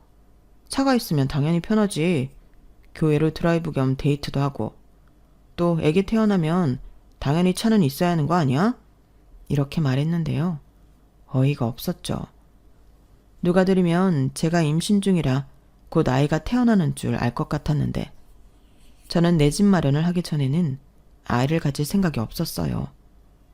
어린아이 데리고 이사를 하며 전전할 생각을 하니 그건 부모로서 할 짓이 아니라고 생각했고 그래서 저 딴에는 피임도 열심히 했는데 남편은 자차가 갖고 싶어 아이 타령까지 하는 게 한심하게 느껴졌죠. 또 살만해서 차를 사자고 하는 것도 아니고 당장 어디에 가야 할지 모르는 판국에 보증금을 줄여 그 돈으로 차를 사자니 남편이 제정신으로 하는 소린가 싶기도 했는데 저는 우리가 왜 차가 필요하냐고 차 사고 차 유지할 돈 있으면 이사하는데 보태라고 도리어 남편에게 돈 타령을 했어요. 그러자 자기가 그럴 돈이 어딨냐고 남편은 펄쩍 뛰었는데요. 저는 곧장 말했죠. 그거 봐. 돈도 없으면서 무슨 차를 사자고 해. 정신 차려. 지금 가지고 있는 돈으로 이것만한 전세 구하기가 얼마나 힘든데. 뭐? 집을 줄여서 보증금 남은 걸로 차를 사자고? 제정신이야? 이렇게 쏘아 붙여줬는데요. 남편은 입이 대빨 나왔어요. 그래도 제 말에 반박할 건덕지는 없는지 남편은 더 이상 아무 말도 하지 못했는데 저는 저대로 이사 걱정에 일도 손에 잡히지 않고 고민만 많아졌어요. 당장 이사 날짜는 다가오지 뾰족한 수는 없으니 답답할 노릇이었는데 그러다 약간 홧김에 이렇게 된 거 오래된 집이라도 그냥 사는 게 어떨까 하는 생각이 들었는데요. 그러려면 역시 대출은 불가피한 일이었어요. 그래도 집을 사면 이사 걱정할 필요 없이 살 수 있다는 생각에 점점 생각은 집 매매로 기울었는데 그러면 더 미룰 것도 없이 아예 계획도 세울 수 있을 것 같았어요. 하지만 복병은 의외로 가까운 곳에 있었는데 남편이 대출받는 걸 찬성할 수 없다고 집 매매를 반대했어요. 자기야, 왜 싫다는 거야? 그럼 이렇게 계속 불안한 생활을 계속해? 서울 집값은 계속 올라. 차라리 이럴 때는 적은 평수라도 빨리 사는 게 이득이라니까? 나도 여기저기 많이 알아봤어. 일단 당장 우리가 가진 돈으로 전세 구하기도 힘들고 전세자금 대출받아서 전세 살 바에는 그냥 집을 사는 게 낫다니까? 우리 이러다 영영 집 못 살 수도 있어. 자기 친한 사람들한테 물어봐. 대출 안 끼고 서울에 집 살 수 있는 사람이 있기는 한지. 그래도 그렇지. 대출 받으면 그거 갚느라 허리가 휘잖아. 지금이야 자기랑 나 둘 다 버니까 그 정도는 갚을 수 있다고 생각하겠지만 사람 일은 아무도 모르는 거 아니야? 그리고 운 나쁘게 집값 떨어지면 우리는 보장받을 수 있는 게 하나도 없는 거잖아. 나는 원룸 같은 좁은 곳에 살았으면 살았지 빚 지고 사는 거 싫어. 내 사전엔 빚은 없다고. 막말로 자기 혼자 갚을 거 아니잖아. 저는 남편의 말에 당황했어요. 우리 집을 사는 건데 저 혼자 빚을 갚다니. 내가 지금 무슨 말을 들은 건가? 잠깐 멍해졌는데 남편은 연신 자기는 집 같은 건 잠만 잘 수 있으면 어디든 상관없다고 했어요. 그래서 제가 그럼 우리 가진 돈으로 전세 못 구하면 월세밖에 없는데 그 돈은 안 아까워? 그 돈이야말로 없어지는 돈이잖아. 라며 다시금 설득하려 노력했는데 남편은 저를 한심하게 쳐다보며 월세를 왜 가냐고 눈을 낮추면 우리가 가진 돈으로 전세를 구할 수 있을 거라고 했어요. 그러고는 대학가도 있고 상가 위에 있는 주택도 있고 옥탑 같은 것도 있잖아. 라고 하는데 그제야 저도 깨달았어요. 남편과 저는 주거에 대한 개념이 완전히 다른 사람이라는 걸요. 그래서 최후의 수단으로 그럼 내가 알아서 할게. 막말로 지금 있는 보증금 2억도 아버님 돈은 없으니 전부 내 돈이나 마찬가지고 대출도 내 이름으로 받고 내가 혼자 갚으면 되는 거잖아. 라고 통보했는데 남편은 그 순간에도 나중에 딴소리를 하지 말라고 각서를 써달라고 했어요. 괜히 부부니까 같이 갚자고 하면 나야말로 억울하니까 확실하게 증거를 남겨줘.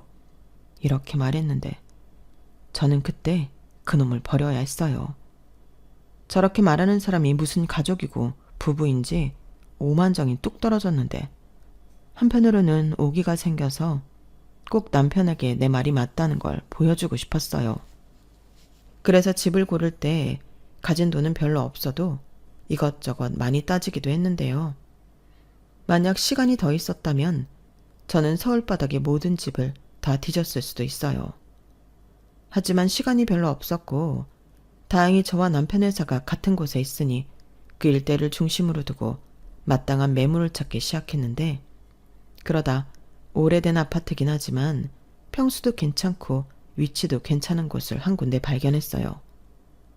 솔직히 그 집이 급매로 나와 저한테 기회가 온 건데 그걸 알았기에 더욱 놓치고 싶지 않았어요.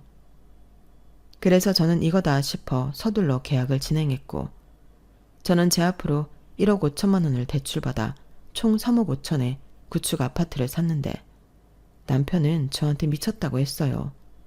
누가 이런 오래된 아파트를 그 돈 주고 사냐고 저더러 속아서 덤탱이 쓴 거라는 등 지금이라도 당장 가서 물으라고 했어요. 하지만 저는 위치며 평수며 따질 수 있는 건 다 따졌고 시세만 찾아봐도 제가 급매로 좋게 산 것이 맞았기 때문에 남편에게 내가 알아서 할 테니 같이 이사 가기 싫으면 따로 살아도 된다고 그 입을 다시는 열지 못하게 했는데 그러자 남편도 그 뒤로는 주둥이를 닫고 같이 이사를 왔어요. 이사 후엔 그래도 처음 갖는 내 집이라는 생각에 어디 한 군데도 마음에 들지 않는 곳이 없었는데 전에 살던 동네보다 출퇴근 시간도 30분이나 줄었어요. 전에는 버스를 타고 지하철역을 가서 또 환승까지 해야 했는데 지금 사는 아파트는 바로 지하철을 타고 9정거장만 가면 회사에 도착할 수 있었죠. 그게 참 별것 아니지만 삶의 질을 좋게 했는데 정작 이사를 반대했던 남편도 교통비도 줄었다고 좋아했죠. 그리고 정말 노린 건 아니었지만 아파트가 연식이 있다 보니 오래전부터 재건축을 추진하기 위한 조합원이 있었고 위치며 상권이 좋다 보니 아주 불가능한 일은 아닌 것 같았는데요. 막상 이사 와서 살아보니 저도 재건축이 되었으면 좋겠다는 바람을 갖게 되었어요. 그렇게 소문과 소망이 무성한 가운데 시간은 흘러 6년이 지났어요. 그 사이 남편은 아이를 바라기도 했는데 집 대출금은 혼자 갖고 있던 저는 아무래도 아이 계획에 있어 소극적일 수밖에 없었어요. 아마 그건 남편도 잘 알고 있었을 건데 남편은 그때도 아이는 바라지만 대출금을 같이 갚자는 소리는 일절하지 않더라고요. 그러니 너도 딱히 남편 뜻에 따라줄 마음은 없었는데요. 그러다 정말로 저를 포함한 아파트 입주민들이 염원하던 재건축이 결정되었고 동네는 현수막도 걸리고 축제 분위기가 되었어요. 그때는 남편도 언제 반대했냐는 듯 사람들에게 신나서 자랑하고 그러는 듯 했는데 그러다 시아버님이 저희 집에 와서 식사를 한번 하고 싶다고 전달을 받았어요. 사실 1억 돌려드린 사건 이후 저는 명절에도 잘 가지 않는 며느리였는데 제가 하도 당신 집에 가지 않으니 당신이 우리 집에 오시겠다고 하시더라고요. 그렇다고 제가 집을 산 이후 시아버님을 초대하지 않은 것도 아니었는데 시아버님은 저희가 이사 왔을 때 집들이에 오시고는 당신도 아직 자금난 때문에 힘드시면서 무슨 이런 낡아 빠진 집을 샀냐고 제 기분을 망쳐놓으셨어요. 그러니 마음이 상한 저는 다시는 시아버님을 집에 모실 생각이 없었는데요. 갑자기 며느리가 안 오니 시애비가 가야 하지 않겠냐고 집에 오신다고 하니 솔직한 심정으로 반갑지는 않았어요. 하지만 어른이 당신 발로 오시겠다는 걸 막을 방법이 없고 저는 대충 중국 음식 배달시켜 식사 대접을 했는데 시아버님은 집을 슬쩍 보더니 바로 하실 말씀이 있다고 저희더러 앉아보라고 하셨어요. 그러고는 정말 기도 차지 않은 헛소리를 하기 시작하셨는데 그게 제 이혼의 방아쇠를 당긴 셈이 되었어요. 왜냐하면 그때 시아버님이 저더러 여기 집 명의는 공동명의 아니고 네 단독명의인 거지? 라고 물으셨는데 그때부터 심상치 않더니 곧이어 그 새까만 속내를 보이기 시작하시더라고요. 자고로 집 같은 큰 건 가장 이름으로 하는 건데 어째 너희는 이치에 벗어나는 짓을 하고 있냐? 네? 지금 그게 무슨 말씀이세요? 아니, 내가 전에는 잘 몰랐는데 이 집이 네 단독명이라며? 에이, 그건 아니지. 나는 니들이 공동명의로 이 집을 산 줄 알았다. 아버님, 뭔가 착오가 있으신가 본데 제가 이 집 단독명의를 한 이유가 있어요. 이 사람이 대출금 같이 갚기 싫다고 각서까지 써달라고 했는데 제가 왜 혼자 대출금 갚으면서 명의를 같이 했겠어요. 말도 안 되죠. 그리고 이런 말 조심스럽지만 먼저 살던 아파트 전세 보증금 중에 1억도 아버님이 달라고 해서 돌려드렸고, 그럼 여기 묶여있던 돈도 이 사람 지분은 하나도 없는데 제 단독 명의로 하는 게 맞죠. 부부면 뭐든 공동자산이지. 어디서 네 돈 내 돈을 따져. 옛날 같으면 소방 맞을 소리다. 여기 재건축된다며. 벌써 10배나 올랐다고 말도 나오던데. 그러지 말고 여기 명의 우리 아들로 바꿔라.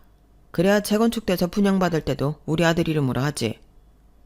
결국엔 그 말 하려고 오신 거예요? 말도 안 돼요. 대출금은 지금까지 저 혼자 갚았는데. 답답한 소리 안 해. 네가 벌어도 부부 돈이고 네가 갚아도 부부가 같이 갚은 건데 왜 여기서 쓸데없이 그런 걸 나눠? 저기 아버님, 저는 싫습니다. 그러고 싶지 않아요.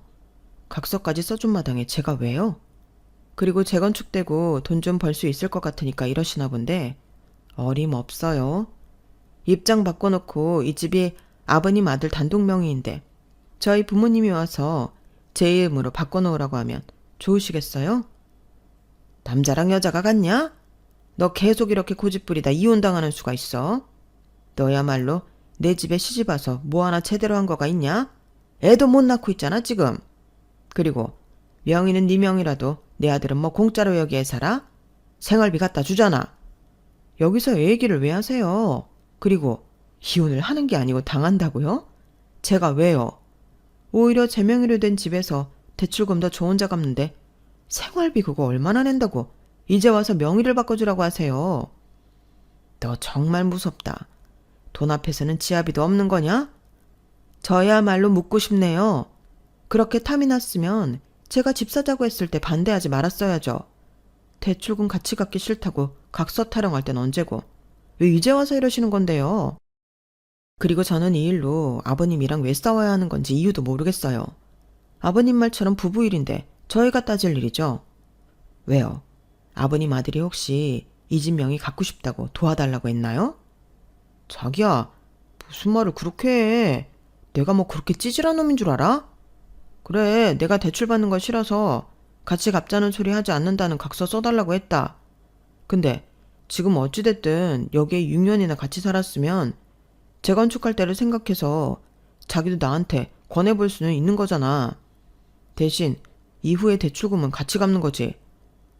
웃긴다. 왜 이제 와서 그래?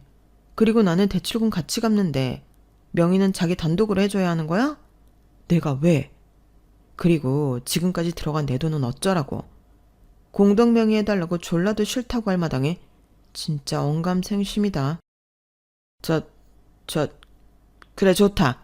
네가 하도 돈돈돈거리니까 그럼 내가 무슨 수를 써서라도 1억 다시 해줄 테니까 내 아들 이름 명의로 바꿔놔. 그럼 되는 거지?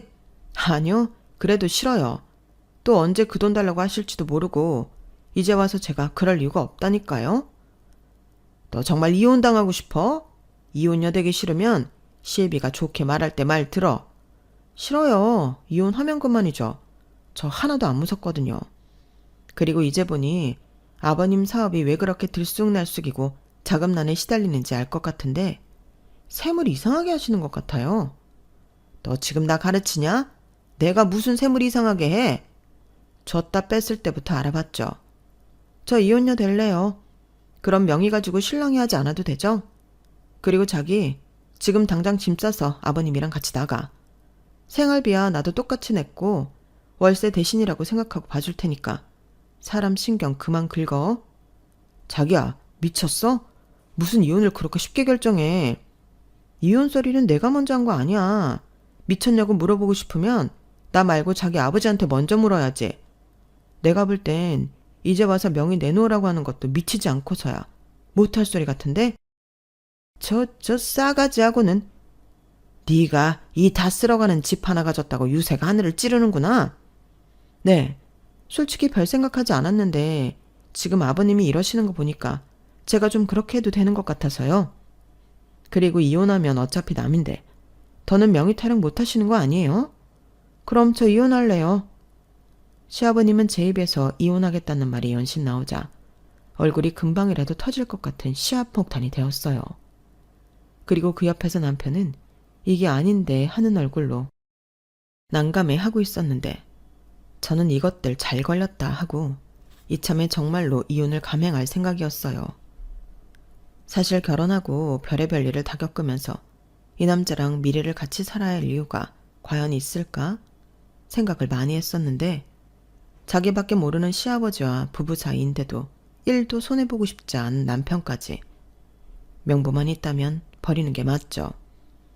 그런데 이렇게 알아서 좋은 명분까지 만들어주다니 저는 얼씨구나 좋구나 쾌재를 부를 일이었는데 저는 원래 한번 마음먹으면 곧장 실천하는 사람이라 다음날 이혼 서류를 들고 왔어요. 그러자 남편은 깜짝 놀라서 이혼 서류를 찢고 자기는 이혼하지 않고 저랑 계속 같이 살 거라고 했는데 그러면서 고작이 낡아빠진 아파트 하나 때문에 이혼녀 딱지를 달 거냐고 큰 소리를 치더군요. 그때도 정말 어이가 없었어요. 이혼 소리를 누가 먼저 했는데 저런 개소리를 저한테 하는 건지 더 화가 치밀어 올랐는데요. 그러니까 저들은 정말로 이혼할 생각도 없으면서 저를 협박할 심상이었다는 거잖아요.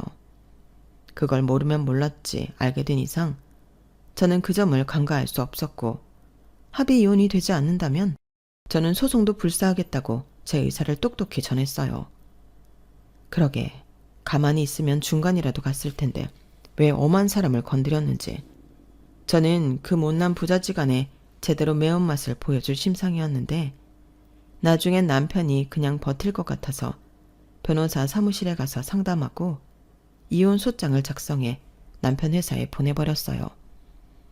그러자 자기를 회사에 개망신을 줬다며 명예훼손 어쩌고 떠들더니 자기도 법대로 하겠다고 큰 소리를 치면서 더럽고 치사하다고 자기 짐을 싸서 집을 나갔는데 저는 그 길로 비밀번호도 바꾸고 남편을 집에 못 들어오게 했어요.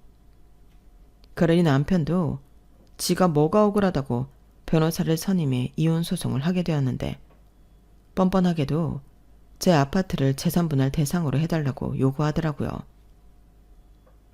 그렇게 이혼이 하고 싶으면 해줄게. 대신 아파트 집은 나한테 50% 줘. 그럼 순순하게 물러날게. 순순하게 물러나지 않으면 뭐 지저분하게 물러나게? 어디 할 수 있으면 해봐. 나는 고맙게도 누가 써달라고 한 각서도 있고 그동안 혼자 대출금 갚은 내역도 있거든. 아무리 부부 사이였다고 해도 그 집은 내 집이야. 헌재는 뭐 집은 잠만 잘 수 있으면 된다고 하지 않았어? 진짜 돈 앞에서 사람이 치사해지네. 그래서 돈 때문에 남편을 버리냐? 말 똑바로 해. 내가 먼저 버리지 않았어. 도둑심보로 명의 타령하지 않았으면 그냥 생활비나 내고 살라고 뒀을걸. 긁어 부스럼 만든 사람이 누구야? 원망하고 싶으면 내가 아니라 당신 아버지를 원망해야지. 저는 남편의 말에 한치도 물러나지 않았어요. 사실 물러날 이유가 전혀 없었기 때문에 이혼 소송을 하는 중에도 걱정은 1도 없었는데요. 그 사이 아파트 재건축 사업은 본격적으로 시작이 되었고 저는 친정에 짐을 옮겨놓고 생활하게 되었어요. 그러면서 남편과는 이혼해야 할 것 같다고 이야기를 모두 털어놓았는데 당연히 저희 부모님은 화가 머리 꼭대기까지 나셨죠. 사돈이 1억 돌려달라고 했을 때도 남편한테 잘해주라고 했던 아빠는 특히 더 많이 화가 나셨는데 그 다음날 남편을 찾아가서 한 소리 하고 오신 듯 하셨어요. 그래도 폭언이나 폭력은 전혀 쓰지 않으셨다고 했는데 이 인간이 저희 아빠를 명예훼손 모욕죄로 고소를 하겠다 협박하는 거 있죠. 그래서 저는 할 수 있으면 전부 하라고 했어요. 그 대신 나도 네 아버지 똑같이 모욕죄로 고소하겠다고 했는데 남편이 아무 말도 하지 못하더라고요. 결국 이혼 소송은 제 승소로 끝이 났고 이젠 전 남편이 된 그 인간은 저한테 정신적 위자료 1,000만 원을 지급하는 걸로 나눌 것도 없이 소송이 끝났는데 전 남편은 억울하다고 항소를 했어요. 그 덕에 재판이 더 길어지긴 했으나 저는 소송 비용도 승소하면 남편 쪽이 모두 부담하는 걸로 하고 재판을 진행했어요. 결국엔 재판을 하면 할수록 그 인간이 지불해야 하는 돈 액수만 늘어나게 되었죠. 그러니 지도 더는 싸울 의욕이 사라진 것 같았는데 거기엔 하나 더 저의 조력자가 있었어요. 그건 다름 아닌 그 인간의 아버지, 전 시아버지셨는데 그 사이에 정말로 회사가 더는 어쩌지를 못해 부도 처리가 났나 보더라고요. 그래서 빚더미에 올랐고 시아버님 소유의 집도 차도 모두 뺏기게 되었는데 그러자 남편은 자기 아버지 일도 처리해야 하고 저랑 가망 없는 싸움을 이어가지 못하는 눈치였어요.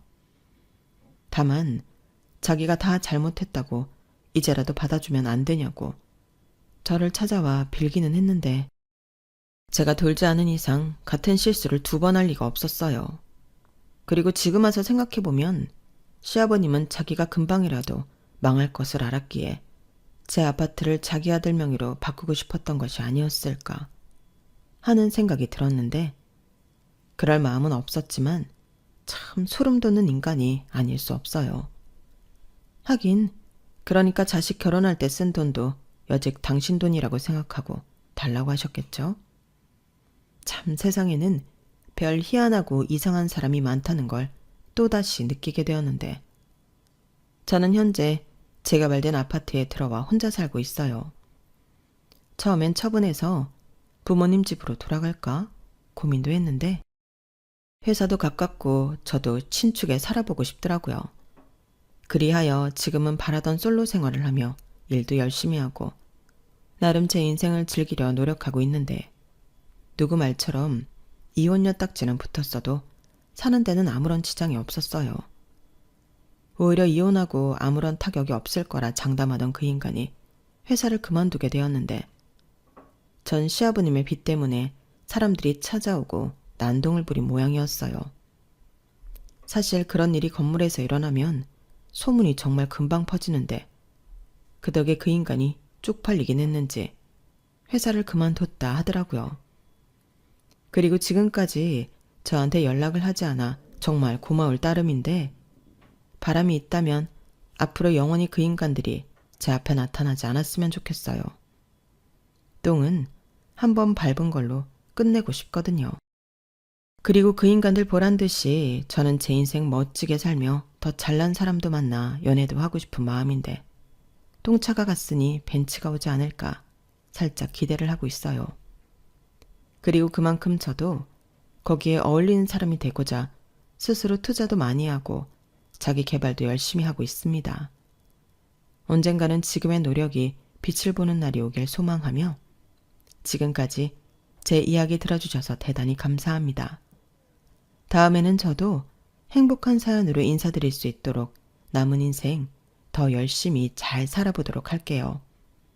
그럼 행복한 다음을 기약하며 건강하시고 행복하세요. 고맙습니다. 여러분, 사연 댓글에 응원과 현명한 조언 부탁드려요. 좋아요와 구독은 저에게 큰 힘이 됩니다. 오늘도 좋은 일 가득하세요.